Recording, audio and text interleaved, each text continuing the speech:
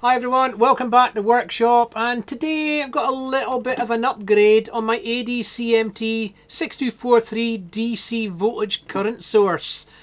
And yep, this thing I bought off of eBay a few months ago, and I had included it in a video on my channel, and a gentleman from Japan spotted the unit because he recognized some of this artifacts round about here where some of the screen printing had been worn off, and he contacted me, and what he said was that he had once upon a time repaired this unit and sold it on the Japanese market second hand repaired, and was very surprised to see it had made its way back to the UK. And obviously I admitted to him, of course, that I had actually bought it from eBay and it was actually located in Japan when I bought it. So we struck up a dialogue. The Japanese guy, Haruki, he's got a repair business out in Japan, and we talked back and forward about many different test instruments on the Advantest and ADCMT range, the Fluke range, etc, etc. And we sort of struck up a friendship. Now Haruki doesn't speak 1 ounce of English, so all his dialogue was converted or translated from Japanese to English using ChatGPT, but it worked out pretty well, and you wouldn't really know when you read his emails. But anyway, Haruki a few weeks ago contacted me again after I had mentioned that maybe one day I could do something about the front panel here. I like perfection in my workshop, and as you'll notice, yes, it is worn down here and you can hardly read some of the text and some of the icons on this area on the actual front panel. So he sent me a gift, and here it is. And I think it's a brand new replacement Advantest R6243 DC voltage current source front panel, and of course it is actually the same. They are actually the same units, and a little message on the back, a small gift for you, Ian. I hope it helps with your project, Haruki. So let's get this unit opened up and see how easy it is to do. Now, this unit weighs just under 14 kilograms or 30 pounds. It's extremely heavy, as I mentioned in my original video. So I think I remember how you get into the unit. I think you remove the feet at the bottom, and I could take the case off, and it gives me access to the screws to remove the front panel. So I'll make a start at that now.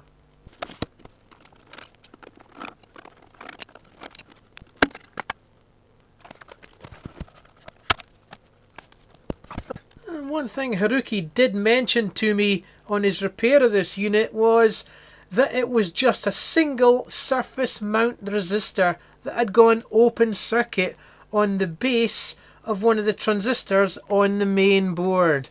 But taking a look inside this unit, as I showed in my previous video, it is actually very clean inside. The caps do look okay. I've never gone to any trouble to find out if they are on their way out or anything like that. They're certainly not leaking. Nice flat tops. I won't be recapping it or anything like that. It's really a clean unit inside.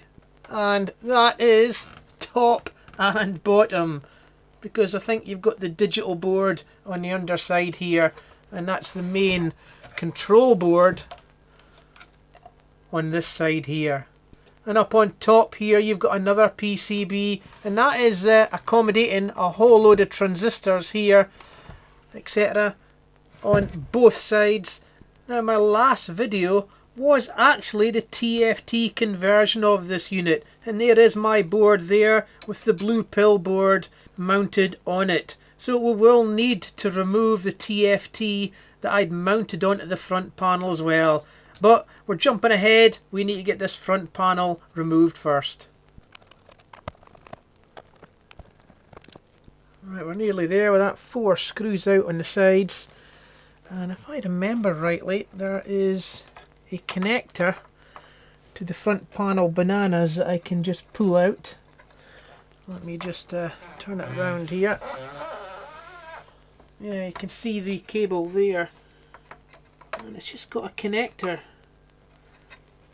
I can just get to it. There it is. No problem at all. And that releases the whole of the front panel, minus the on-off switch on the front and the ribbon cables there. And of course, my electronics that I'd added. You can actually tell that somebody has been in here before. I never noticed this first time around, but somebody has identified these spade connectors here on the back of the main on-off switch on the front panel and marked them 1 and 2. I wonder if that was Haruki. Oh, in fact, they're marked 1, 2, 3 and 4, I think. 1, 2, 3 and 4. I've loosened the screws for my TFT driver board now. Just getting rid of the screws themselves. Now, I can't totally disconnect it because, of course, I've got my wires down onto the main display board there. So I'll just have to leave it hanging there. Enough room to manipulate it so that I can get the pillars that I'd added that hold in the main board. I should just be able to loosen the Allen key for the front panel knob. There we go. And then I think I can lift out the front panel electronics, I believe. Yep. And there we go. And you can see the TFT that I'd mounted in place of the original VFD, and the driver board there, and the actual TFT itself. Now, I'd used some double-sided tape to secure it into place, so I'll have to lift that out, and it's very strong tape, so we'll have to see if we can get it removed without damaging the TFT itself. I'm going to do that. I can just lift it up at the end here very slightly, and then I'll just use a spludger just to go along. Yeah, oh wow, yep, that's come off pretty easily. And just try and lift out at the back there. Yep. And that's it off intact. And the double-sided tape stayed with the front panel. That's good. It means I can just apply some new stuff on the replacement panel. And the next thing is to strip it down and move all these parts, this bracketry at the side here, the on-off switch, and this shroud here for the banana sockets, onto the new unit.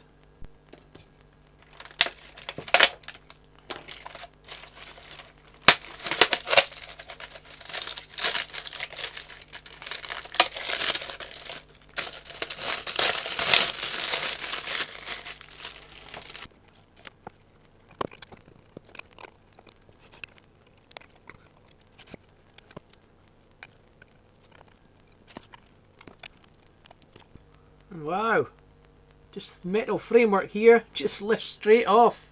Perfect. And a couple of screws looks like it didn't need to take out. I'll put them back in.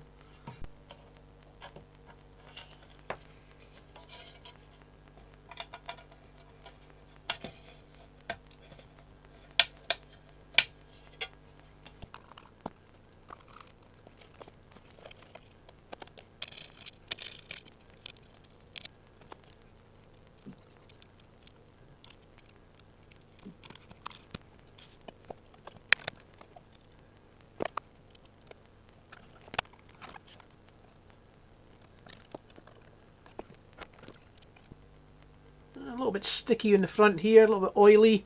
That was obviously from that wrapping that it was covered in. But yeah, looking pretty good so far. So I think the next thing to do is to mount the TFT. So I'll get out some of my double-sided tape that I'd used and put it on the front of the LCD and then drop it into place. Now, if you haven't seen this tape before, it's extremely thin and 2mm wide double-sided tape. Perfect for the mounting of my TFT.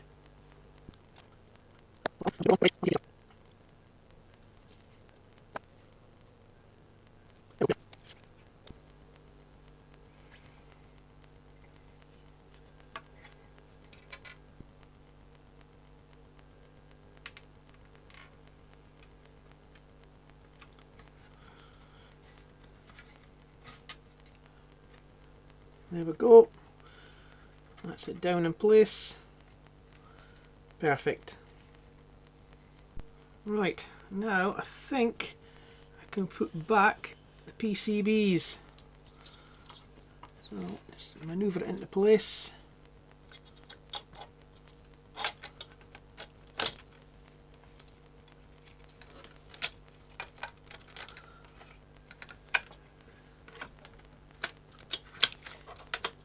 There we go.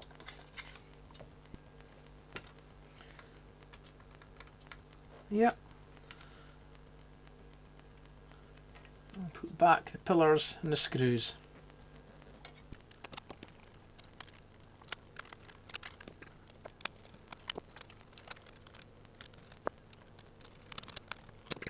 And just a quick look underneath my board just to make sure the Kynar wire, etc. is all in place, not come away, and it's looking good. So I can lower it into place and attach the screws. And the flex. And next, the original flat flexes underneath their clip. Should manage to get them under there.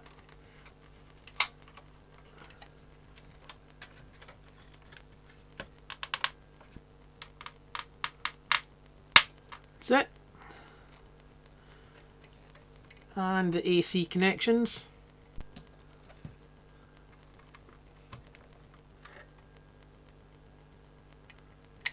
Four, three,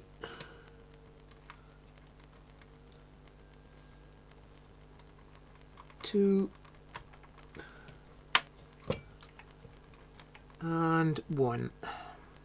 Right, now I'll lift it up into place.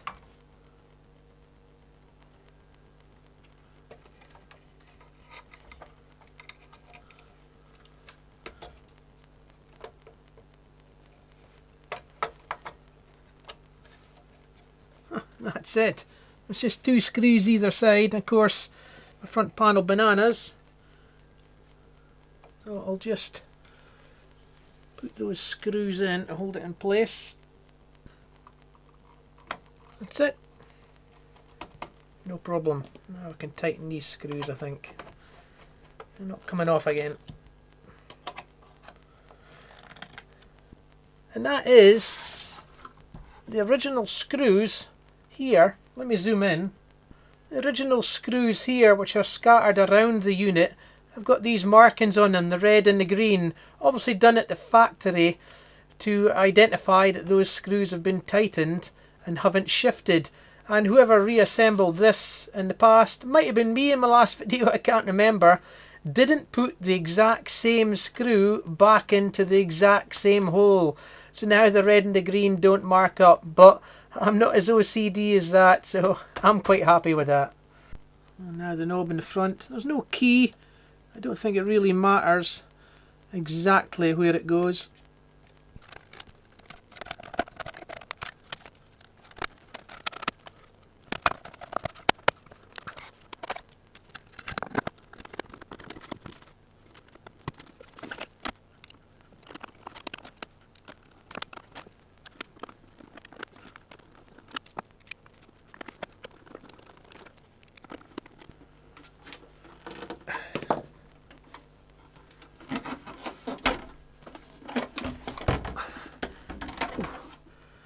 One more thing to do, just put on this strip on the top. Oh, goes around this way. There we go. Perfect. Right, let's try for a power up. And let's put power on.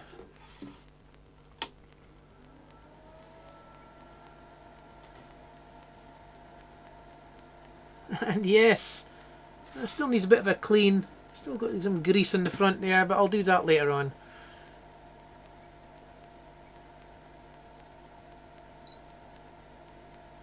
And it's working. No problem whatsoever. Perfect. Well, not the most exciting video. What I'm trying to do is I'm trying to clear my workshop of some of the easy hits, the easy repairs, the small upgrades, etc. Because I do have a couple of possibly monster repairs on a couple of multimeters. Let's just say an 8.5 digit and a 7.5 digit, and I want to get things out of the way before I attack them because they're quite likely to be on the workbench for a period of time. So anyway, thanks for watching, and remember you can always comment down below, and don't forget to like and subscribe. It really does help the channel grow. There's plenty more repair videos on my channel, from the simple to the complex. Check them out, and thanks for watching.